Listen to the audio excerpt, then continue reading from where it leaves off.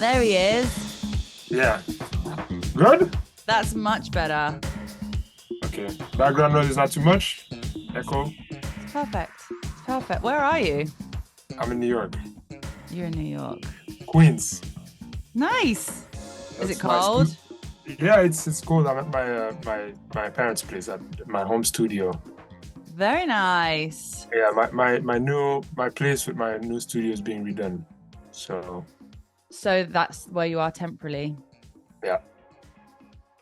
Very nice. How are you? It's been a long time. Good.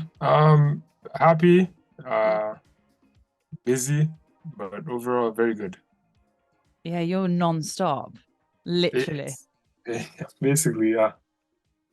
It's, But this month has been a little bit slower though. It's been like in comparison to the previous months, it's been slower on the touring side, but much busier on the admin side.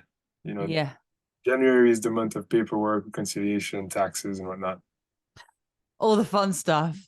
Yeah, the stuff we hate, but also Yeah. music as well. I've been producing a good bits here. So I got you in a good month then, because otherwise it's hard to pin you down. We've been trying to do this for ages. Yeah, this is a good time to message me for meetings. Yeah, that was the time. That was the time. Oh, it's nice to see you anyway. I'm so glad that we finally made it happen and find a day to do it. Yeah, same. Um, so this podcast is like a dive into different people in the music industry's career, background, life. So as all stories go, we start from the very beginning. So I would love to start off just by talking about where your love for music came from and how music was involved in your life as a child. Music was involved in my life as a child through, I think, I think my parents, general radio. I grew up in Port-au-Prince, Haiti, um, in the 80s, 90s, late 80s. I was born then. And yeah, I would say radio was a means of entertainment back in Mm, Haiti.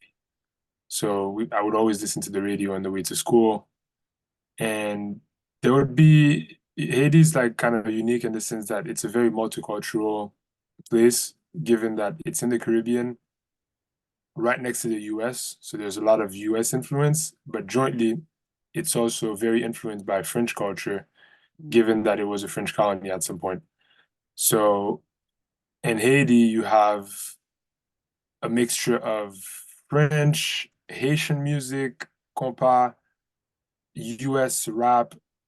So basically, you have a global odd view on music and culture. mm. Going to school, I used to listen to a very wide playlist of songs. So I think that that's what sparked my interest in variety and trying to mix genres and be interested in different cultures. Yeah. But did you always know that you wanted a career in music?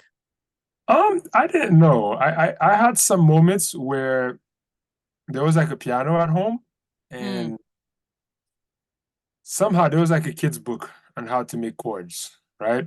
yeah. So you press three notes and you press another note and you press this note and suddenly a melody happens. And I played that, based on the what was written in the book. And I was like, wow, this sounds amazing. That was my only interaction with an instrument. Because growing up, my parents were very pro formal education. Mm, So mathematics, the languages, they it was I didn't grow up in a household that was receptive of musicians or thinking being a musician was like a career of its own. Everybody, we were supposed to either be doctors or engineers or something, right? So, and then there's a DJ. yeah, I mean the DJ aspect came quite late. Mm. Um, Starting the age of like 18, when I came to the US, I went to my first few concerts and I saw the actual DJs that I was following on YouTube. and I was like, I have to try this. It Who was were you following on YouTube? I used to watch Tiesto videos. Did you? Yeah, Tiesto, Armin van Buuren. There was this artist called ATB back then. Hmm. They were really huge. Tiesto had a an album compilation called In Search of Sunrise. Yeah. I was a big fan of those. It wasn't EDM, it wasn't trance, it was, I would say, deep house. That's Yeah. what it sounds like. And yeah, I was a big fan. And there was this track by ATB in like the early 2000s called Ecstasy. Uh-huh. That was like a big inspiration for me.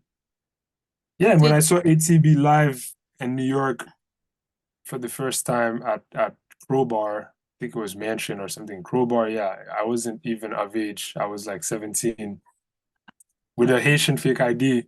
with a And I fake was, ID. yeah, of course, because growing up in Haiti, you had like this, the driver's license were kind of like a piece of paper. So Oh, I think, really? yeah, so I think we made a photocopy and she Photoshop, just that was it. But yeah, I attended a lot of shows since the age of 14, 15. I went to all the big clubs, Webster Hall, Crowbar back then. Mm. It How was a old good were you time. when you moved to New York? Um, when I moved to New York, it was quite late. I moved to New York at the age of 24, but Oh. I was living in Providence. I moved to the US Oh, first. okay, okay, okay.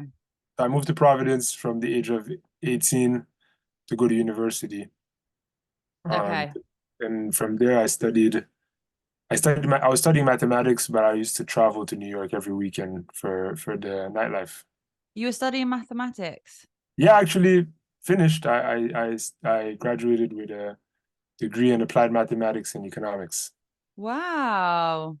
Nice. But as soon as that was done, I was like, okay, I'm continuing my DJ nightlife venture. That's how I'm going. What other Yeah, I jobs have mean, you had? I never had a job throughout I, my entire life because when I moved to the US for the first year, my parents were supporting me. Second year was kind of the same, but I started getting into DJing. mm. And very quickly, I did my first frat party. I think I got paid like $500. I was like, what? This is insane. Oh my God. So I did a bunch of frat parties. I always think it's wild that people actually like. I won't you ever see them on movies. I always think it's actually crazy that there are actually like big parties like that, like frat Yeah, it's parties. like 300 kids, kegs, kegs of beer being pumped. And like, Who was it recently that went and played at one? Was it I Dylan think it was Francis? Dumdala. Oh yeah, yeah, it was Dumb Dollar. Yeah. But That's yeah, I why. played frat parties. I played a lot of frat parties in at Brown where I studied. And very quickly I got a little bit tired of them. So I was like, okay, I need to like go and do like more classy parties Yeah. because frat parties they always want like Sandstorm followed by the biggest rap record and 50 Cent, and then it's just like, yeah. So yeah, I mean we managed. It was a good time though. But from there I moved on to performing in like lounges. And Yeah. I used to go to the lounge and I used to tell them like, listen, if you let me perform, I'm gonna bring all the kids. It's gonna be like a big party here. I'm like, okay, fine, you can play. Here's Thursdays. Here are Thursdays. You can be the DJ on Thursday. This is your booking fee. Make sure the place is busy. And yeah, I used to go around, promote, get all the kids to come out. They were a success. So I used to do it like bi-weekly. Mm-hmm. And from there, I understood the game of promoting. And Ah, I was like, okay, now I've done enough of Providence. We need to go to New York. New York, So baby. yeah, when I got to New York, initially I was a promoter just to get my feet wet, just a sub promoter, just a street team promoter, right? What was your event called? I had an event planning company called Privé Event Planning, yeah. Mm. And I used to sub promote for bigger promoters, just ticket reselling and whatnot, just to get access to the clubs and be able to get in without paying a cover charge and kind of like get to see the club and understand it. And from there, I told the head promoter, hey, let me get a shot. Can I play music? And we're like, yeah, sure. So bit by bit. And afterwards, from understanding that, then I went to some really small bars, lounges, like fancy bars, fancy lounges in the Upper East Side. And I would tell them, like, hey guys, I can help you increase your revenue. Mm. Let me throw a party here. I'll be the DJ and I will throw a party. So very quickly I started throwing parties like at all sorts of like small lounges and bars for about 2, 3 months. And people got the gist of it. And other bigger clubs said, hey, we hear this kid is like throwing some parties here and he has like a crowd, 100, 200 people. Let's give him a shot to play a bigger club. So I got like an opportunity to play like some side rooms and bigger clubs. And yeah, from there it went really fast and kind of developed my event planning company, and I Mm. developed my brand, and my event planning company became really big to the point where we were talent buying and overseeing every single Friday at this rooftop, like a 800-person rooftop club called Oh, Sky Roof. wow. Yeah, so I was doing that while in college.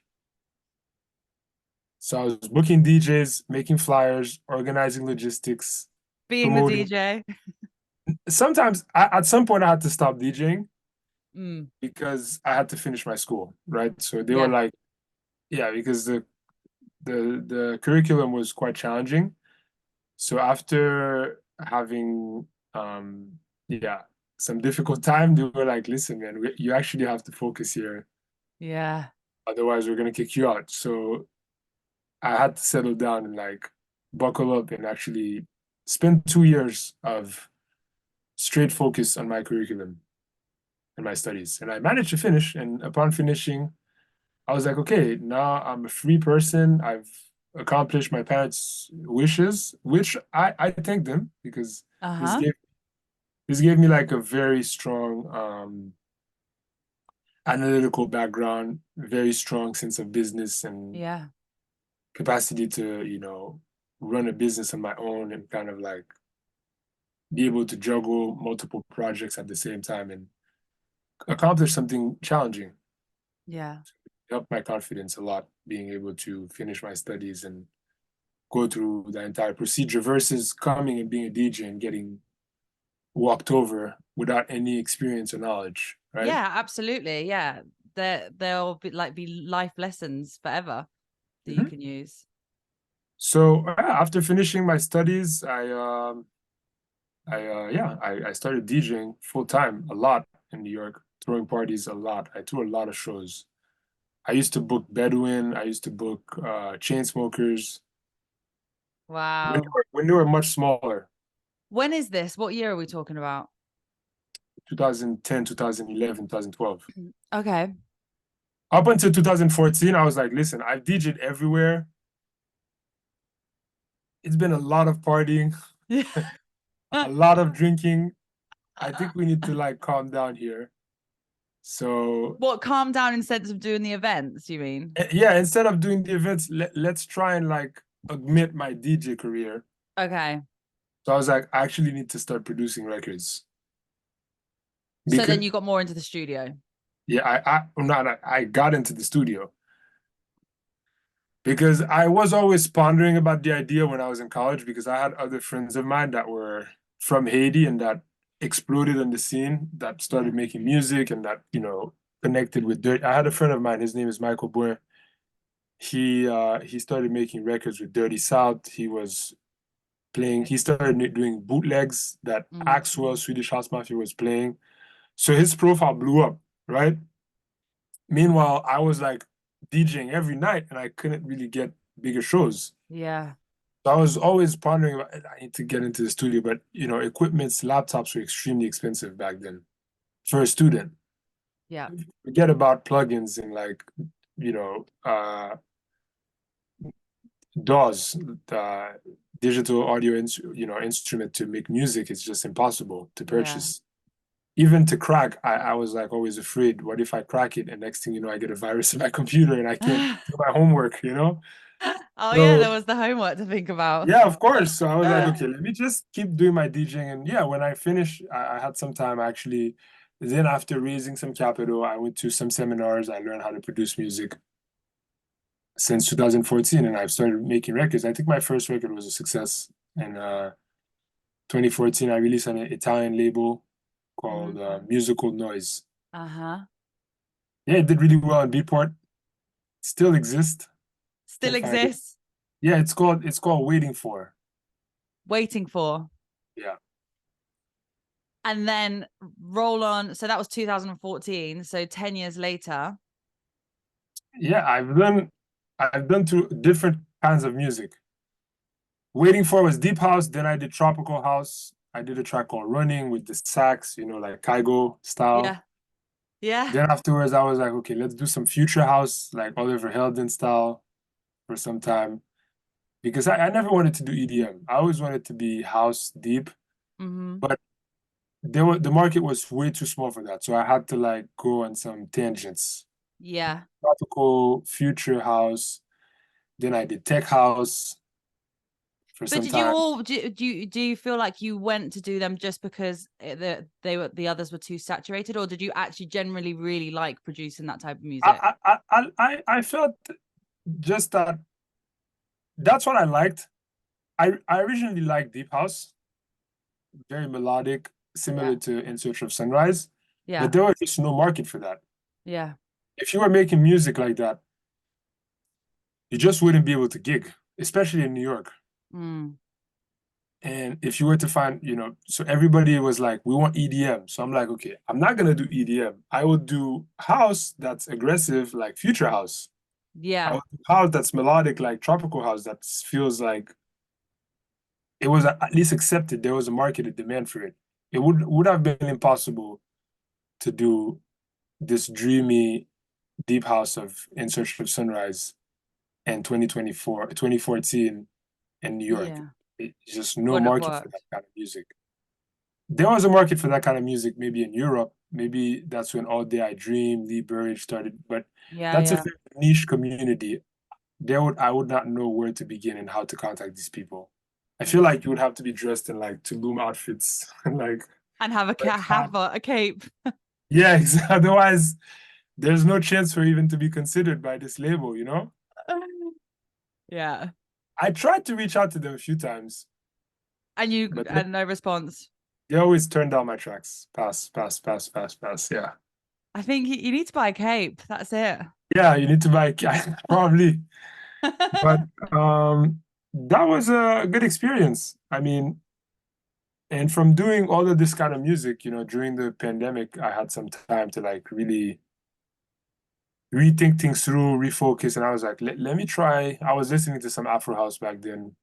I was like, who is this guy, Black Coffee? What is this music? So I discovered Afro house Yeah. during the pandemic. And yeah, so I was like, okay, let me give it a shot on some records, and it worked. Worked. I was right ahead It's of definitely the worked. yeah, ahead of the curve, ahead of the explosion. Yeah. Like your name, like especially like the last couple of years just exploded and you're just everywhere. Like literally. And you know what I love? Like when I see like your videos on Instagram and stuff, like there's pure energy and happiness with the people that are around you. Like a lot of the shows that you play are really like have like a lot of people surrounded around you in the booth, right? You know how some DJs will play and they don't like to have people around them. You obviously love that and having that all of them people around you. And like I don't know, like every time I see you play, just like it is just pure joy and happiness and energy and just everyone comes together. It's so nice. Yeah, 100%. I mean, it's been we've done a lot of amazing shows. But I can tell you, like, it's not just because I'm that special. It's also the people that come to my shows. Mm, yeah, I all think I think plays part of it. yeah, the music that I create and the people that it attracts are really cool. It's the right audience, it's the right fan base, people that are there for the music and Yeah. and there for happiness and enjoyment. Yeah. You can see that. And Of course, my character is always welcoming, so it works really well.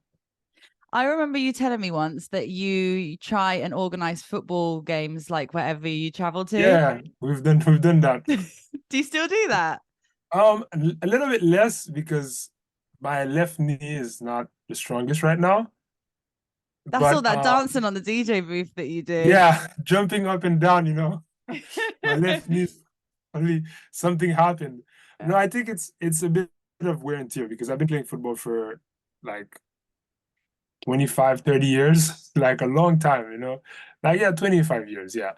So since I was a very little kid, so I think after all these years, my body's like, you gotta slow down, huh? Slow down. But I'm seeing an orthopedist Oh in yeah. on Monday. So I think I'm gonna get like maybe a shot or something, just so I could like, You can get back in. yeah, because I still go running, but Yeah. the soccer can be a little bit intense because a lot of stopping and going quickly. Oh yeah, sorry, I But forgot we've done call it. quite some games. I've played games in Casablanca, in Paris, and Cairo, a lot in Cairo, and all over the US. So yeah, I always meet new people. It's been quite the ride. That's what I was just gonna say. I think that's really nice because it makes you meet people outside of a club as well and like Yeah. different people. It's nice. I try to do like meet and greets for when I play like a really big show in like the biggest markets, like in Marrakesh and Beirut, Mm. in London, Paris. I try to always do like a meet and greet, a merch giveaway, just to connect with the fans on a more personal level outside of like, the dark room. That's nice. I like that. What's the weirdest thing you've ever been given? Um, uh, I yeah, that's a tricky question. I, I've been given like some shirts that are just fashionably off, just really bad, You're that I like, would just thank, never wear. And I'm like, thank you, thank you. But I'll frame this. the shirts are like really, I would never wear. They're like way too short. They're like belly shorts. Not like what, like you see my size? So just with a strange cut. But the meet and greets and the giveaways, I typically do the giveaway. I don't really receive much sometimes, but most of the time I'm the one who's giving out merch or things. But recently we did a nice meet and greet, and some people came to meet me at the airport when I landed Mm, in Marrakesh, I saw. and they surprised me with something called Tritikat. It's basically dancers and like singers that are at the airport to greet guests. I don't know, but they just came with these guys, these with traditional Moroccan performers, drummer, vocalists, and they surprised me. And I was like, what is, because it was kind of strange. I had lost my suitcase that day, like Iberia, misplaced my suitcase, left it in Ah, Madrid. I was in Marrakesh, and I'm like, good old Iberia. guys, for real? And then I was like looking for it. So took an hour to get out of the airport. I get out of the airport, I see all these people waving, and Ah, I see and the Trinity cat comes and surprised me. It was nice. I liked it. that's nice. I'm sure that must have cheered you up after having your suitcase go Yeah, missing. 100%. 100%. It cheered me up. Cheered me up a bit, yeah. What's the music scene like in Haiti? Um, it's very diverse, as I mentioned. It's People still like listen. that today. Well, I mean more like the like dance music scene. The dance music scene is not that big. No. It's not that big. There's a niche community for it, Yeah. but the biggest scene is, compa, traditional Haitian music. Compa, there's Rara, that's also really big. They have like two subgenres of music in Haiti. And you have the influence of the US. So the Yeah. big rap, R&B, trap, all the big pop records, they cross over to Haiti. Do you go back a lot? Unfortunately not. It's been a sad situation, but there's a lot of insecurity, Mm, and the political situation isn't the best with mm. all the poverty, so it's not really the safest to visit at this moment. Nonetheless, I've been 2 years ago and I really had an amazing time. For the first time, I performed in Haiti. Wow, how was that? That was something. That was actually one of my first performances before everything exploded. Really? Yeah, I was booked by my friends at Deep House Bible, Uh-huh. and it was one of the best shows of 2022. Did you have like close friends and family and people that you've Yeah, grown up close with friends come and and see family, you? and just the environment, the weather, Mm. the the decor, the ambience, the energy. People were like ready to go. Yeah. And it was really warm and humid, just the way I like it. Haiti is known to be very humid and hot. So I felt in my environment, right? And it was a great show. I had an amazing time. Oh, that's so nice. I bet that was such a special moment. Yeah, I really loved it. And then the next day I woke up, went to take a swim, and yeah, and then I went off to the airport, back to New York. Back to New York. And then you said that that was one of the last shows before everything like blew up. Yeah, before everything blew up, because right after the show, I think some promoters saw the show on social media because Deep House Bible had like strong Instagram. So they posted the videos, everybody raging because it was like a sunrise party. And the Nice. next day we got a request for some place in Santo Domingo. So I was like, okay, we want you Okay. to play, Go to we want Santo you to play Domingo. New Year's in Santo Domingo. I was like, oh, I have my own show in New York because I had a show scheduled. I was producing my own show in New York, my own New Year's party, and I was supposed to play it. And you I didn't didn't play say it. anything. I just left. Did you? Yeah, just nobody knows. Just Francis, where was you missed it. You must have been drinking too much. He's in Santo Domingo. No, nobody knew because I didn't say anything on social media. I didn't tell anyone. I just took the plane and I was out. Uh, Because yeah, we had a bunch of people that purchased tickets. I wasn't that big of a DJ back then. I was just coming up. But people purchased tickets and they were expecting to see me. And I'm like, yo, I'm not feeling too well. But meanwhile, I was actually performing in Santo Domingo. Yeah. Sometimes and it was a good show, it was a sunrise show. And from there, I went to Tulum with no gigs, just to go see the town and kind of like meet people. yeah. And some gigs came along out of nowhere and it just escalated. And Mm, kind of music started playing my songs. Then Black Coffee started playing the music. It was like a big time. I was like, what is going on? So it was really real blessing.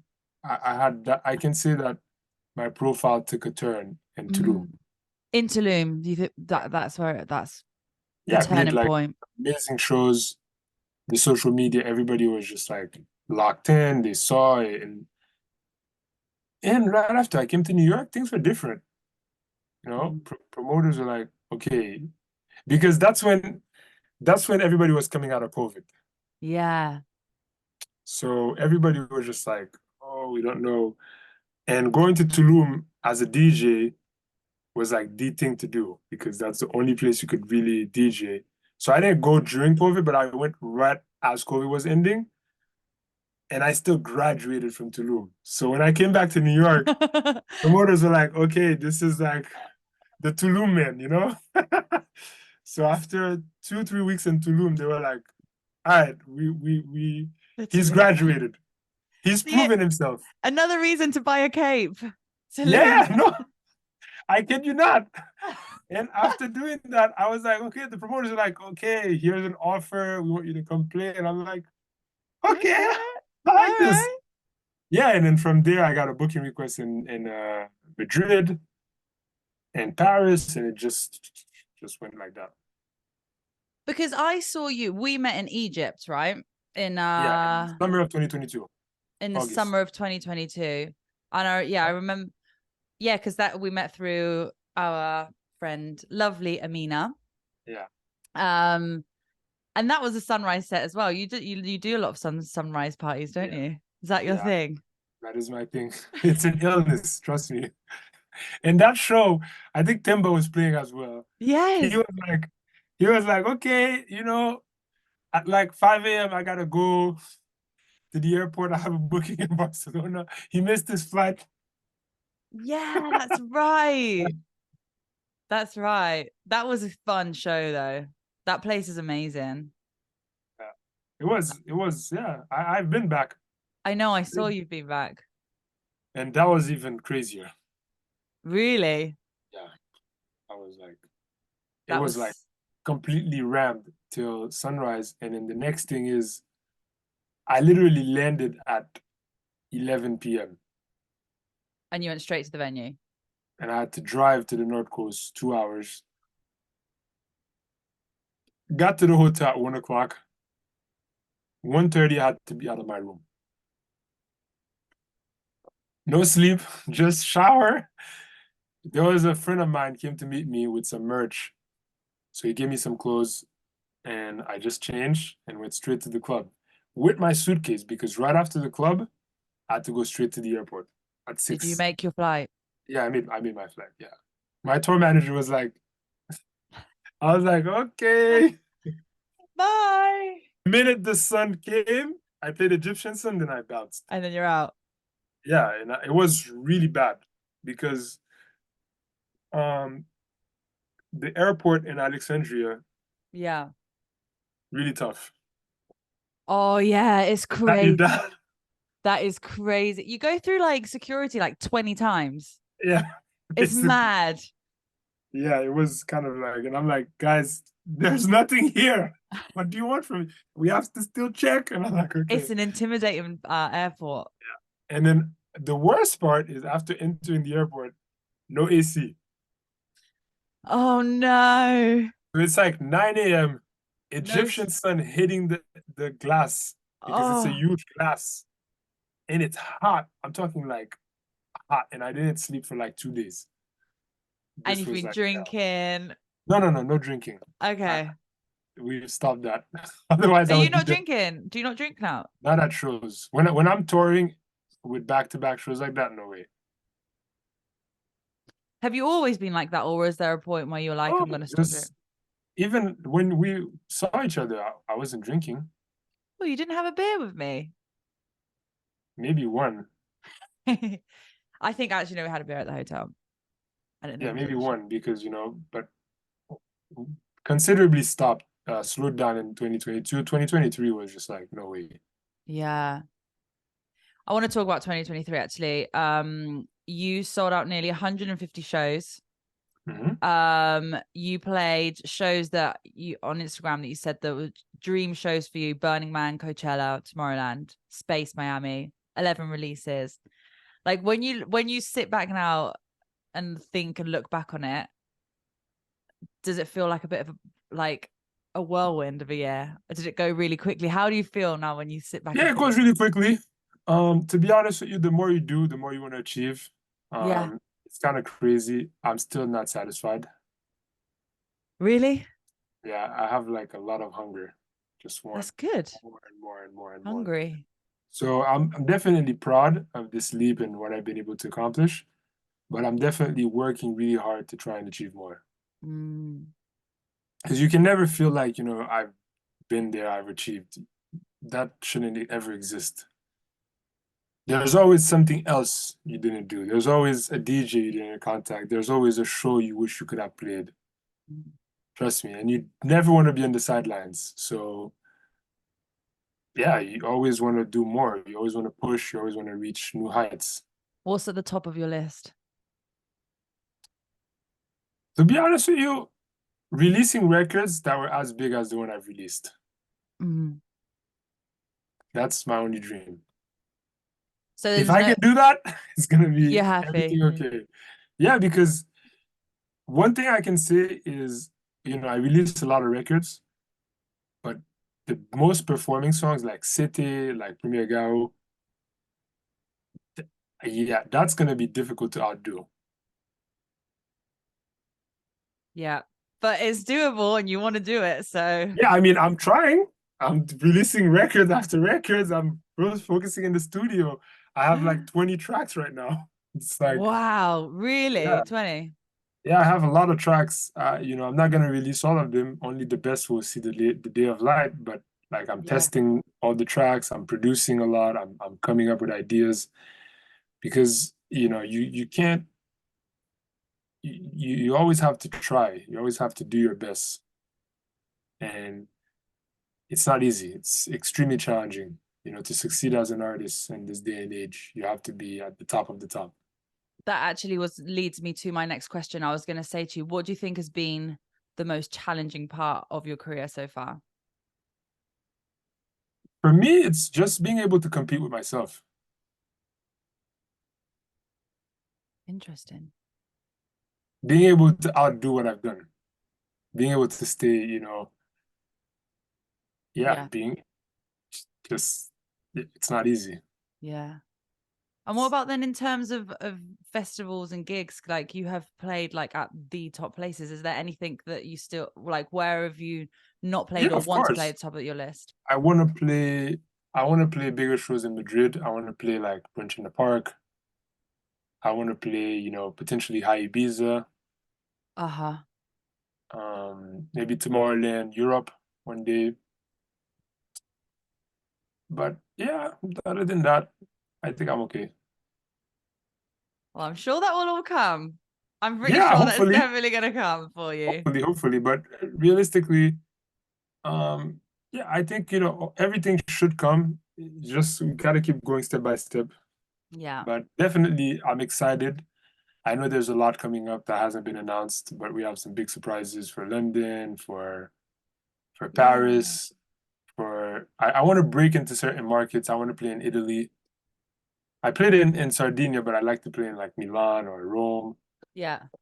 I want to be able to, yeah, access certain markets like Brazil, Argentina. I haven't played there. In Argentina. Mm-mm. Mm, Never been. I hear yeah. it's really good, Yeah. I've never been to Argentina either. but There's yeah. just so many, there's just like now the industry is just growing so quickly. There's so many options, so many festivals, so many clubs. There's But I always have my more. go-to. I know I'm excited for Burning Man Are this you coming going back year. to Birmingham Man this year Yeah, then? for sure, for Because it sure. was your first time. Hopefully I can be stuck in the mud this time. Yeah, it rained bad, didn't it? Yeah, but I loved it. I want to go back. It's brought a lot, for me. You played Out with of all Diplo. out of all the shows I played in America, this was 100% the best one. Really? In Why? America. In America. Why? I'm just better audience, People are more educated. They understand Mm, the underground music a lot more versus, um in a just going big to the city. club.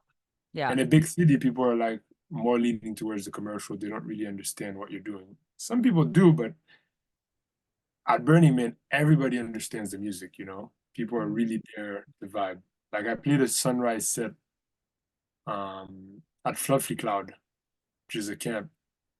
That was just mental. Insane. Yeah, I Is that played what with you played with Diplo?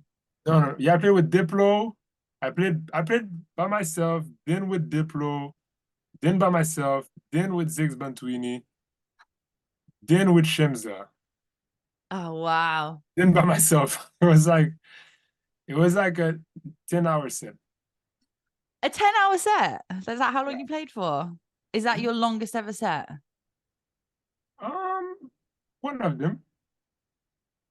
That is so 10 hours is a bit, I think 9 hours. We got there at like midnight and we left at 9. 9-hour set. Yeah. Wow. I never been to Burning Man actually. I will never know. Yeah, I Should don't know. you should. Yeah, maybe I should put that on my Be list. ready to eat dirt, Yeah. not shower for And five not days, shower for 5 days. and survive. But I Yeah. mean, no, you can shower, but it's the most important thing about You Burning can Man. shower.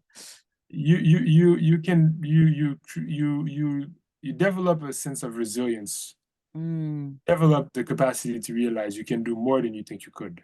yeah. But you can survive on your own. You don't need, there are many things you don't need. Yeah, I So, like that. but having toured all over the world, I kind of already had this mindset. Yeah. But for someone who always had the comfort, who lives in the big city, who always had amenities, it's probably like life-changing experience. Yeah. Yeah, that's what For, everybody says. yeah, for me, I grew up in Haiti. Like I've been through times where, resources were very scarce. I've traveled all over the world, like, from Africa to Middle East, and I've had to like learn to survive with the bare minimum. Mm, So I was kind of like framed with that mindset, yeah. but still Burning Man was another level.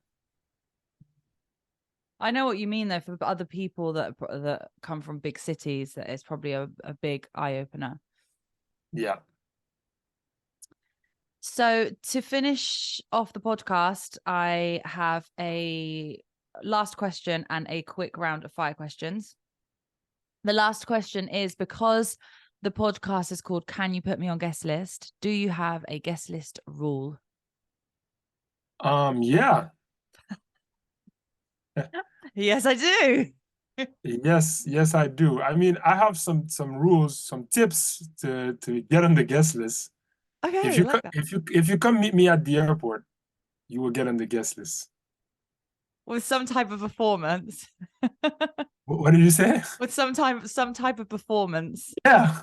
If you wait for me and figure out what my flight is and get a hold of me at the airport, you will 100% be backstage with me. So if you see me coming to your city, just camp at the airport until I arrive. Get a hint of all the flights that are inbound and just wait there. With a sign. Yeah, with a sign. Yeah, with a sign, or when you recognize me, I run. love that. Yeah, I hope people actually go and do that now. yeah. They've been doing that some places, but yeah, That's your pro tip. that's Okay. my pro tip. A round Or of quick. better Oh, yet, offer me a gift. If you offer me a gift, say, hey, Francis, I have a bracelet I want to give you, or I made this T-shirt for you, or I was listening to your new song, Voyage Voyage, and I came up with this drawing. Here's okay. We could give you guess this. It has what to size? be What size t-shirt are you then? Just so people know, because obviously some people have got it wrong. large and extra large. I feel like it has to be like you can't just ask. Yeah, that You has to want be. guest list, be like, hey, listen, what's up, man? I want to be in your guest list. I'm gonna bring you a gift. What can gift? What I'm gonna bring you this and that. Okay, cool. Like, yes, we will put you in the guest list, but random people, hey, here's my picture on Instagram. I need to be in the guest list. I'm like, we met. One, you don't even follow me. Two, I don't even know who you are. Like, for what? But lyrically, people have the nerve. They Yeah. just like they don't even follow the DJ and they ask for guest list. And I'm like, What if somebody brings you food? yeah, food is good. What food? What's your favorite food? You have to be creative. You gotta be creative. But Okay. food maybe before the show, probably not at the show. Maybe a snack, that can be good.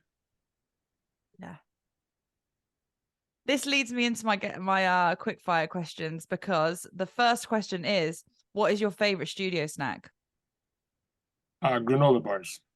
Granola bars. What is a festival that everyone should experience? Burning Man, if we call it a festival. What was the last thing that you Googled? It's a tricky question. Um, hmm, can't remember. You can't remember. I could search history. Um, I wouldn't be able to. I think it's probably what I was searching last night. It's some sport related. question. What football team do you support? Typically, national Brazil. Brazil. Yes, Why? because um, Brazil is part of the Americas, and growing up and back in the day, Brazil was like the country representing the Americas. And Okay. most importantly, it was the only country with people of color that were in the semifinals and the finals and whatnot in the early 1950s. So in Haiti, people developed an obsession with Brazil. So Mm. growing up, it's huge in Haitian culture. The national team to follow is Brazil because they always represent the Americas, they represent people of color. Obviously, you have all the African countries, but in the 1950s, the African countries never reached Mm-hmm. anything above qualification, you know? Makes sense. So Brazil was like The team. the yeah, the team for Haitians, and that's been a custom that people have adopted to this day. What about UK football team? Uh, Club team? Yeah, typically typically teams that have strong Brazilian players, but over the years I've developed I really like Manchester United. Okay. I think they inspired me when they overcame Bayern Munich in Yeah. the final. I think it was in 1998 or 99. Yeah. That was something. That was something. Okay. So you're I going for still Man. have the memory in my mind. You a big football fan, aren't you? Yeah, the Red Devils. The That Red those are Devils. Yeah. yeah, over the years, and obviously I've appreciated other teams like Manchester City. I've appreciated Arsenal, but I'm not a big fan of UK teams per se. Okay. Okay. That's fine.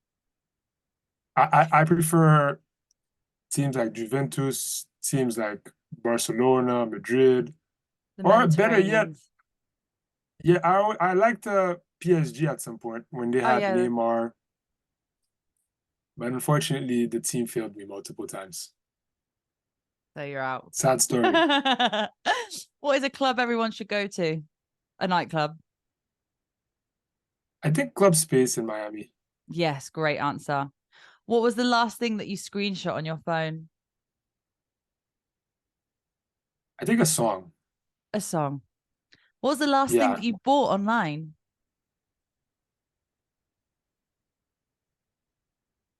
Um, Workout briefs. Workout briefs. Okay. Yeah, What's workout underwear. is that actually a thing? Workout underwear. Yeah, of course, like spandex to run, to sweat, so Oh, I could okay. go to the gym while I'm on tour. Okay. What are you having for dinner tonight? Probably salmon. Salmon. Yeah, salmon, yeah. Very nice. And I like I finally, like I like salmon. me too. I love it too. You can get in the studio with anybody. Who would it be? Adele. Oh, great answer. Actually, somebody said that yesterday. Who was it? I asked this question. Jess Bays. She said the same out of Yeah, everyone. Adele, that would be pretty No, cool. that would be cool. Thank you so much for coming on the podcast and having a chat with me. It's been so nice to catch up with you and learn a little bit more about your background and everything that you've got going on. And I'm super excited for what's to come because, I mean, 2023 was massive, but I'm pretty sure 2024 is going to be even bigger. Let's hope. And I see you in Ibiza.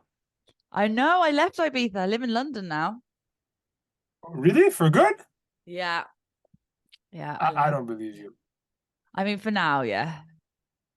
This just once the summer comes. Hey, Princess, here I'm back. I'm back. No, I've been there for 10 years. I needed a bit of a change. So I'm here now. Okay. Are So you yeah, sure? let me. Yeah, I think so. Yeah. Okay. I'm trying to adapt to I this play I cold play in though. London. I play in London. I play an unannounced show sometime soon. And I'm gonna play Coco London on April Nice. 20th. Okay, well I'll come. I'll bring you a gift so Cool. you can put me on guest list. We should do this in person. Yeah, I would love to. Would you love one? Probably be yeah. Actually, We'll organize. I host, well, I'm launching another podcast for another brand, which is, you know, the Instagram page Techno and House Music has like 2 million Okay. followers. We're doing their podcast and they're going to be all in person. So maybe we can do it for that brand instead. So Yeah, with now I've pleasure. got this. Yeah, you want to do it? Absolutely. It's I'll going to put be you in really touch with big. Okay. Well, my tour manager. I have the WhatsApp group anyway, so we can talk on that. Okay, cool. All right, my love. Well, Thank you so much. thank you so much. Okay, I'll be in speak to touch. you Take care of soon. yourself. Stay warm. You, I'll try. You too.